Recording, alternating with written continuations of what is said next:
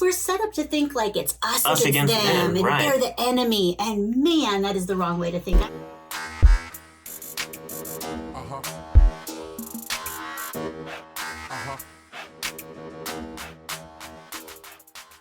Hey, what's up? It's Tori Mathis, your host, and I am here with the one and only Sean Mathis, founder of Miles Your Time Automotive Museum. Yeah, it's me. What's going on? So Sean and I, in addition to having Miles Your Time Automotive Museum, we also have a website that we created called Automotive Museum Guide, because what we found is that as a small museum, there were a lot of other small museums that are just kind of hard to get found because they kind of get buried in the big budgets of the big guys. And so as a way to kind of help out the little guys, which we definitely are, we created this site that was a directory and a map of all the museums in North America. Yeah, because it includes, I believe there are now 6 listed in Canada. Awesome. Plus 2 in Alaska, so they're way up there on their own. And though Sean is a part of like the National Automobile Association, did I say that one right? NAAM is easy. Yeah, so though he is part of that association, there's not a lot of dialogue in between museums. But because we have Automotive Museum Guide, and because we have tried, and mostly Sean, to get out to all of these different museums, I've really realized that it's important that you speak with other business owners in your industry and have some type of outlet with them, because it's almost like insider information. There are things that you can find out from other people that are in your same shoes that you just can't find out from anybody else. For sure. And I think, like we were just talking about it not too long ago, it's really easy for you to go down a path of thinking that they're competition and you can't talk to them, you can't really even relate to them, even though you're doing the exact same thing. We're set up to think like it's us against them and right. They're the enemy. And man, that is the wrong way to think. I agree. And I get it even with Miles Your Time, where people, it's almost like they want me to feed into what their expectation is of, hey, did you hear about this new car museum opening? And I'm at Miles Your Time. I'm like, yeah, I definitely, I know about it. I know everything. This is a good thing. This isn't like all of a sudden all these people are now going to go to this other car museum because it's newer and bigger and more money has been spent on it. It's not like that. I mean, they're not going to take any visitors away from me at my museum. But what it does is it creates more places for visitors to go, gets more opportunities for people to become interested and go to all these and gives them something to do. You know where you can really see this is there's probably a place in your town where all of the furniture stores are, right? Like they're all grouped together. And it's not like they're like, oh, we would never want to be next to the other furniture stores because they're going to steal their business. No, they purposefully go together in the same parking lot, in the same area, because people will make a trip out to go to all of them. So same thing at the museums, like, man, have more of them open up, because then more people will come and be like, oh, well, let's travel there to go see all of the museums. I think it's definitely a good thing. I agree with you. Well, and that's the other reason why we wanted to create Automotive Museum Guide was that, although I've had a short lifetime passion in automotive world, I have no idea what I'm doing when it comes to creating and running a museum. At least I didn't. And so I needed to find out what to do, So I started searching all these other museums, and initially, I've heard of Peterson and a few of these big museums, but what I found was there's way more than you would think. And it's because they're on this full spectrum of, somebody's got a collection of 10 cars and he lets it, people come in and see them, all the way up to the $40 million facilities with millions of dollars worth of vehicles on display. There's so many different, levels of museums in there that I can reach and grab all kinds of little nuggets of knowledge from the full spectrum of it. And, really it's reaching out to those either individuals of the museum or the people that work at the larger ones and networking and connecting for this last 4 years that has made me even remotely as confident as I am today to run Miles Through Time. Well, one thing that we've noticed too that we would have never noticed, and probably a lot of these museums don't know, because we do Automotive Museum Guide, we do get a little bit of information that other people may not know. But Sean tells me every single week, all of the museums that are raising their prices, all of them. And so in order to be in line with what everybody else is doing and realizing like everybody else is kind of struggling too, like costs have risen for everything. And so if somebody wanted to raise their prices, they would never know if any of the other museums were. But because we do that, we realize like all of them are, and all of them are raising them kind of at the same rate. And so I think whatever your business is, I think it's important that you figure out some way that you have a group, a network, a mastermind, something that you can talk with other people in your industry, because otherwise there's no way for you to know like what's really going on. And don't rely on whatever like the big umbrella association is, because that's only the information they want to give you. That's not necessarily like the real deal of what's going on. Well, and a lot of times too, that's only going to really apply to the big guys, right? And there's so many lower level ones on there, and not lower in like, they're below, everybody else, but easier to connect with, instead of connecting with a business, an individual. What did you just say the other day? That there was some type of giveaway or contest, but it was, like the lower level was like under 2 million budget or something. Like that's the lower level. There was for the awards. Yeah, it's $300,000 operating budget a year. Was it that? Mm-hmm. So I mean, the level of different ones that's the bigger guys are. I mean, that's totally different than who the little guys are. It's on a different level. I'm not even close to getting to the top of the bottom tier. I mean, you're way down there, and I feel like a lot of them probably are not even close to that. I mean, you start getting up into that 300,000 range, and they're probably operating at well above that, and that's from various grants and benefactors. And I mean, really, I look at some of these, and it gets expensive the bigger you get. So, those budgets have to be able to grow. So if people are relying on whatever their association is in order to get that kind of information, if you're a smaller guy, like you're probably not going to get the information that you need. Right. And some of it's probably not going to apply to you necessarily just yet. I remember one of the first museums I reached out to was one of the closest, smallest museums I found. And I reached out to them because I could tell it was a couple that were running the museum and had built this whole thing. And I could talk to them specifically, and they were the closest thing to what I was trying to do. So I didn't want to go and talk to the multi-million-dollar, museum facility, because it's almost unrelatable at that sense. Although we're doing the same thing, it wasn't the same. So I wanted to be able to talk to somebody specifically about it, and since then I've gotten to meet them in person, and kind of grew along together, and it's been kind of neat that way. But again, it could work for anything on social media. I mean, we've got multiple people that do very similar things that we do on the marketing standpoint.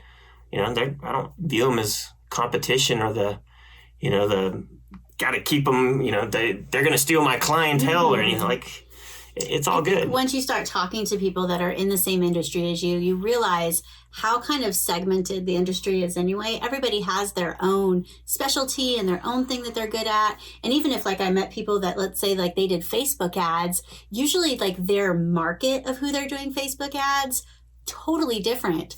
Because I know like one of the girls that I met that did Facebook ads that's in this coaching group that I'm a part of, I thought, oh, great, you do coaching, you do Facebook ads too. She only does Facebook ads for like large corporate events. Like I would have no idea how to do for that type of like the type of event she did. So even though we were both doing the exact same things, it was on such far reaches, that it's like almost like we're in two totally different businesses. For sure. So comparing, the bigger museums to you, even though you're museums, there's definitely different things. And we've gotten a really good opportunity to tour quite a few of the museums, and I haven't been able to make it to all of the trips. But, one of my favorite ones where we went to Barber, which is a huge multi-million-dollar motorcycle museum.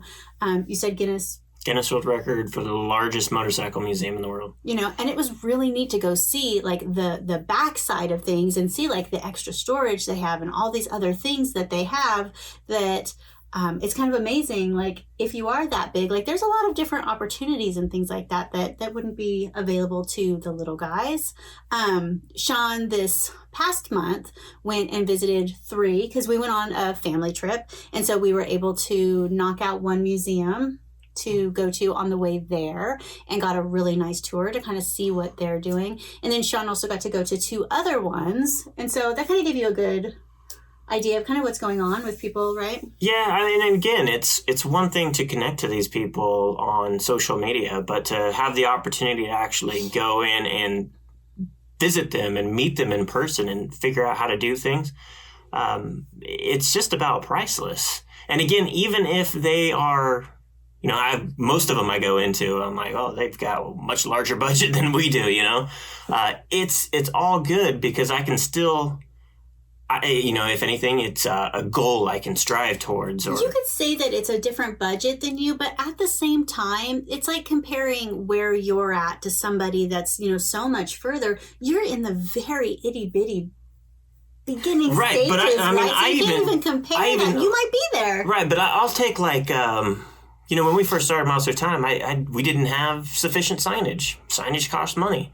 And so slowly, we start to see what others are doing. And even the first signs we did at Miles Through Time, we shifted away from doing it that way just because of, we learned that, hey, these people have to bend way down to read this thing. And so we wound up doing a different style and brought it up higher to them. So it's little things like that. You could so easily get...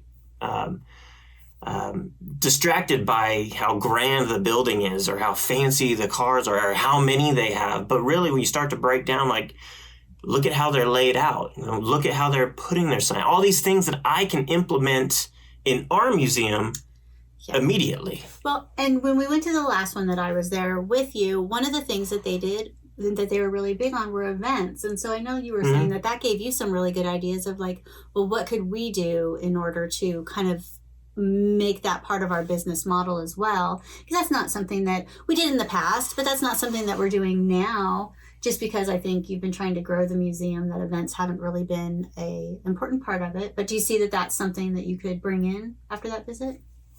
Yeah, for sure. I mean, anything, because one of my most interesting questions that I ask are, how many visitors do you get? Because all I know is how many visitors we get. And the main source of revenue for these museums, any museum, is admission. And so it's very interesting for them to tell us, we get 10 people or 20 people or 100 people. And a lot of times it's not far off from what we currently get. Well, when we went to Barber, didn't they say they had a couple? They had some days the largest motorcycle museum in the world, some days has nobody visit. And that blew my mind to hear something like that. Again, that is not something that somebody is going to share unless you actually are connecting with them and start to have a dialogue and a conversation and talk with them and get to know them. Like, I think that's so, like, we would never know that. And that is amazing information. Yeah, like, don't rely. There's probably associations for absolutely every industry out there.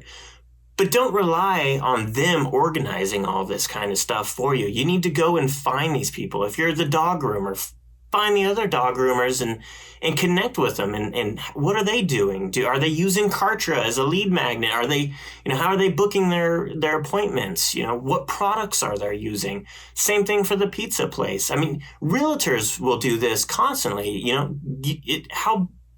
You can go take your test and read the book and all that kind of stuff, but you're not really going to understand what it means to be a realtor if you don't actually go out with a realtor and see what it's really all about. Because the book that you pass to get your realtor's license is only the cover, really, of what it takes to be a realtor. For sure.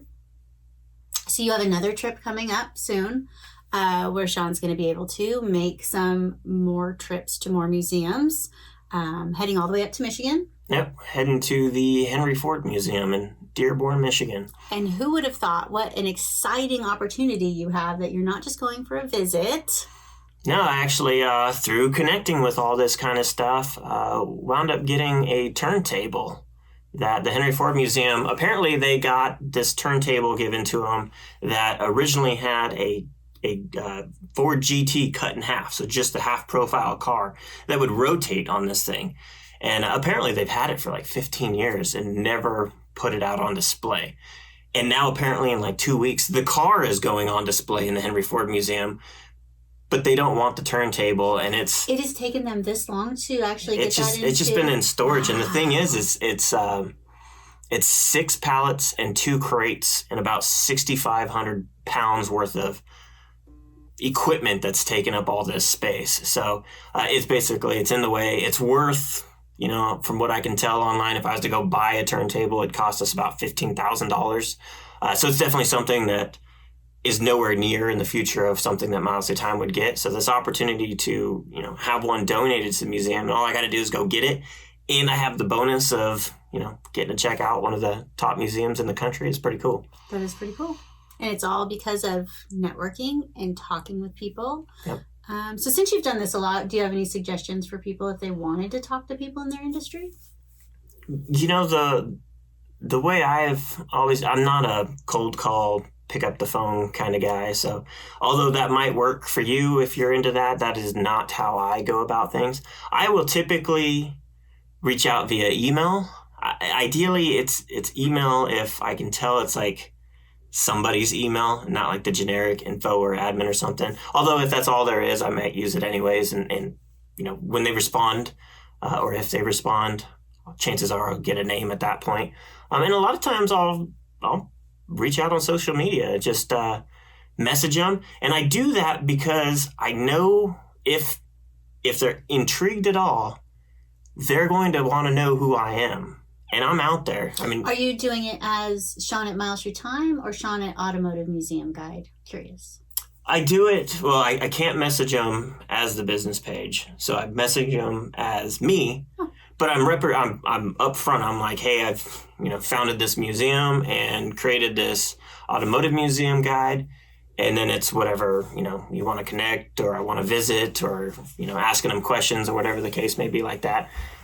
So that it's kind of like, well, who the hell is this guy? I'm like, I'm one of you. I'm just I'm just here for more information because that's the best way I can learn. I mean, I can't go to college tomorrow and get a 4-year degree on figuring out how to do this.